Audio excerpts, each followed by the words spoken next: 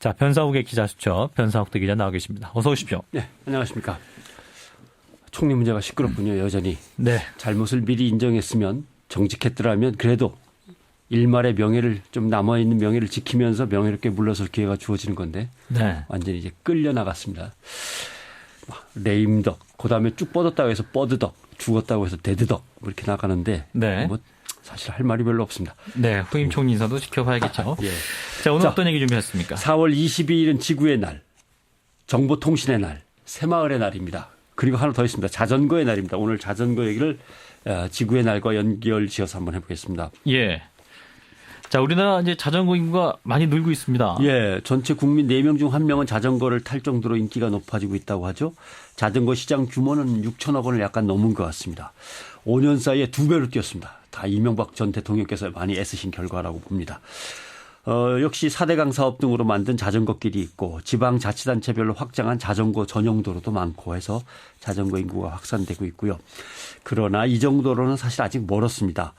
자전거의 애용이 환경오염을 줄이고 자원의 고갈을 막고 하려면 출퇴근 등 생활에서 자전거가 많이 사랑을 받아야만 됩니다. 예. 근데 자꾸 레저 쪽으로만 발전을 하죠.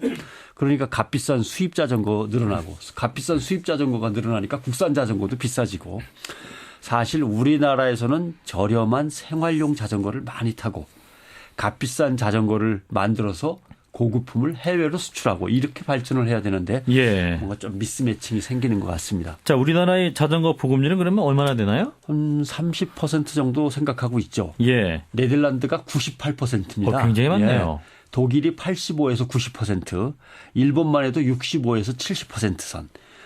뭐 50%는 훌쩍 넘어야만 그래도 생활 속으로 자전거가 들어왔다 이렇게 볼 수 있는데 예. 우리나라는 아직 좀 많이 차이가 있습니다.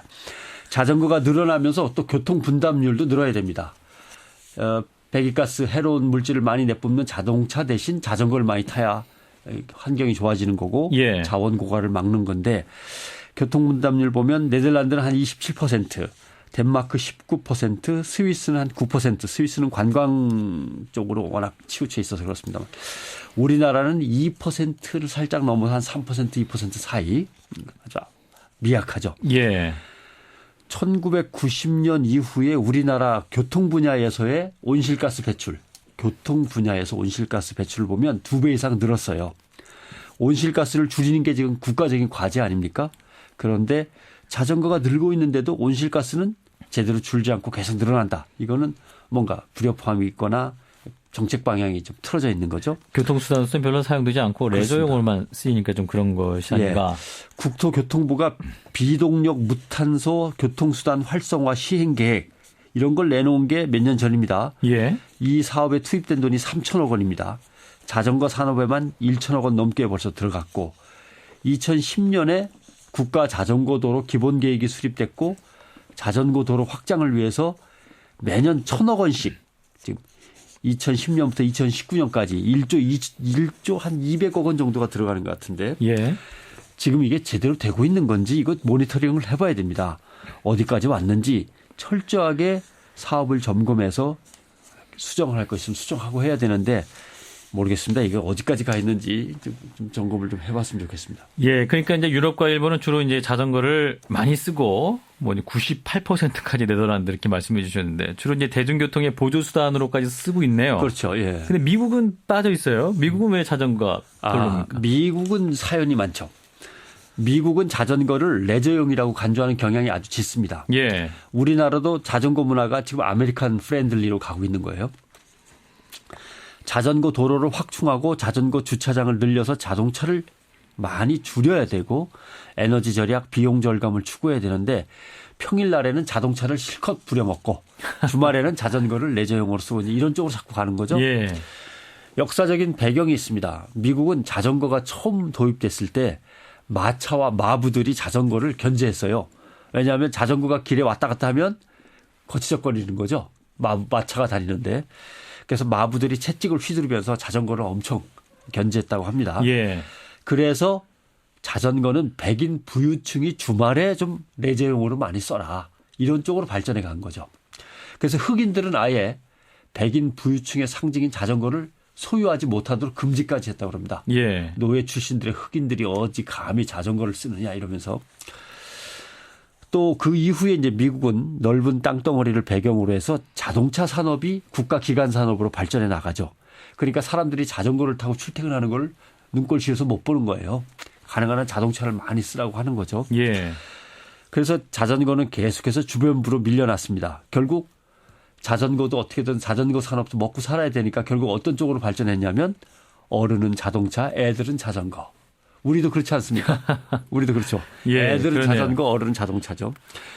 미국이 지금 지구의 에너지를 마구 빨아들여서 독식하는 공룡처럼 된 이유 중 하나가 이러한 자동차, 자전거 문화의 어떤 불균형도 한몫 차지하고 있는 겁니다.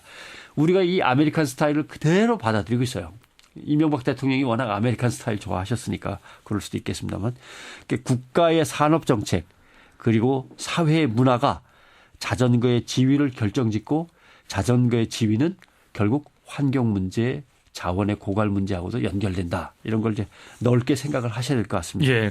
그 어렸을 때는 그 중고등학교 학생들이 통학용으로 많이 자전거 많이 썼죠. 쓰고 해서 예. 요즘은 또 많이 안 쓰고. 자, 이제 이게 생활용 자전거의 확산으로 이제 대기 오염부터 줄여야지. 또 이제 맑은 공기도 마시면서 또 자전거 또 레저용으로 맞습니다. 또 쓸 수 예. 있는 거 아닙니까? 레저용으로 자전거를 끌고 나갔는데 대기가 오염돼 가지고 킥킥킥킥 거리면서 자전거를 탄다. 이게 무슨 레저라고 하기가 참 그렇죠. 그렇죠. 중국과 인도의 예를 살펴볼 필요가 있습니다. 요즘 우리나라도 기상예보 시간에 보면 언제부터인지 모르게 미세먼지 농도를 매일 발표를 하죠. 그러니까요. 미세먼지가 가장 심각한 나라가 중국이라고 생각을 하지만 실제는 인도라고 볼 수 있습니다. 뉴델리가 가장 심각한데 지난해 세계보건기구 조사를 보면 뉴욕의 10배, 중국 베이징의 3배. 심각하네요. 예. 초미세먼지 농도가 이 정도로 짙었습니다. 그래서 지난주에 인도 총리가 미세먼지와의 전쟁을 선포했어요. 엄청난 일이 벌어졌습니다. 예. 미세먼지와의 전쟁 선포. 그런데 총리의 가장 큰 당부가 뭐냐면 자전거를 많이 타주세요. 자전거를 타라. 방법이 없는 거예요. 그게 가장 큰 미세먼지 대책입니다. 결국 에너지 부족과 오염이 덜할 때 자전거에 미리미리 투자를 하고 정책 방향을 잡아가야 됩니다. 네. 마침 지구의 날과 자전거의 날이 같은 날이라니까 바람직한 일이어서 제가 생각해 봤습니다만은 네. 국가적으로 에너지 과다 사용은 마치 음식을 마구 먹는 것하고 같습니다.